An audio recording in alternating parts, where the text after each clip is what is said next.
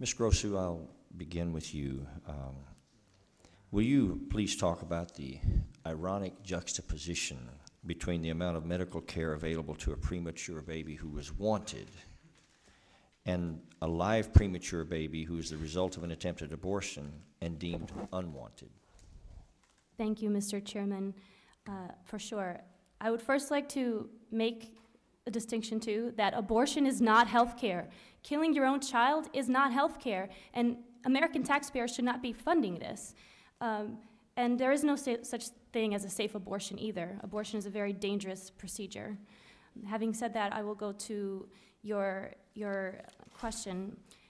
Essentially, a premature baby now who can survive at 20 weeks post-fertilization, if given proper care and treatment, is able to make it. And this kind of care is being held in an incubator or being given oxygen, using a little infant oxygen mask, even being kept warm to maintain body temperature of the baby. These types of treatments are given to babies because a woman decides that she wants that child. So that child's value is dependent on another person's opinion of that child. So if the woman wants her child, that baby is going to be given the absolute best care that our medical communities have. And if that woman deems that she does not want that child is thrown in the trash, as we've seen time and time again, as Jill Stanek has expressed, as the videos, we've seen the videos that the child is taken apart and the baby's body parts are being sold on the market. And so we are asking, under this Born Alive bill, that abortionists be required to give basic, immediate care to a baby once that baby has taken his or her first breath. These are children who are outside of the vaginal canal. They are recognized as legal persons under our laws, and they should be protected. Well, thank you, Ms. Grosu. I think that is the profundity of all of this at times for me, is that somehow, how do we separate the wanted child from the unwanted child? It occurs to me that if we say that child's unwanted, that we say nothing about the child. We say only something about those of us around the child.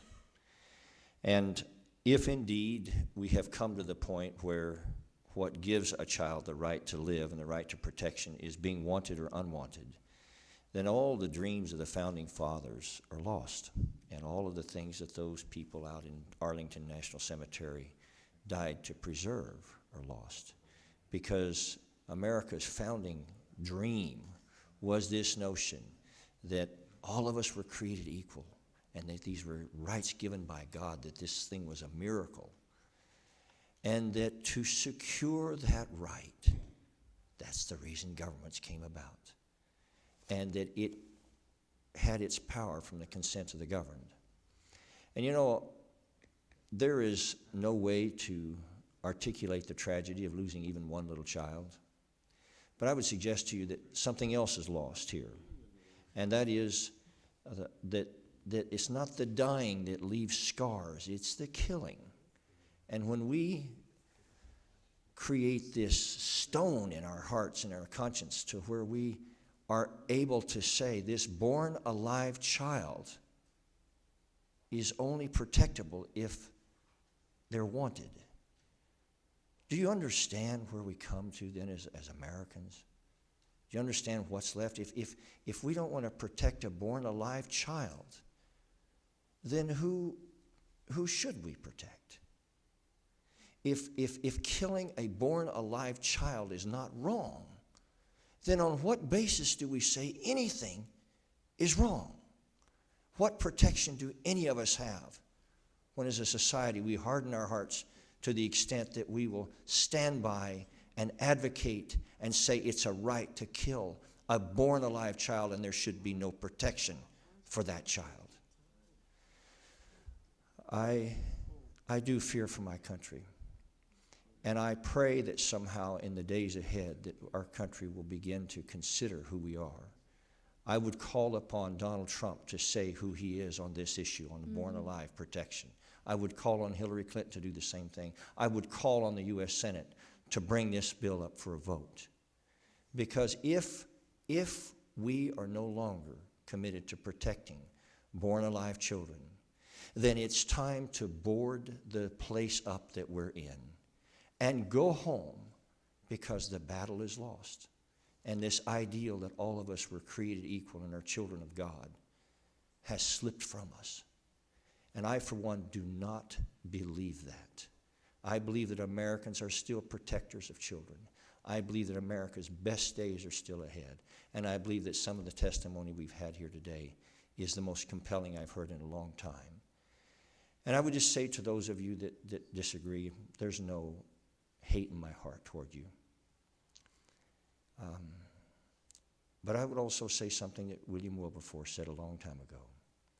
He said, and he was talking about slavery, he said, you can turn away, but you can never again say that you did not know.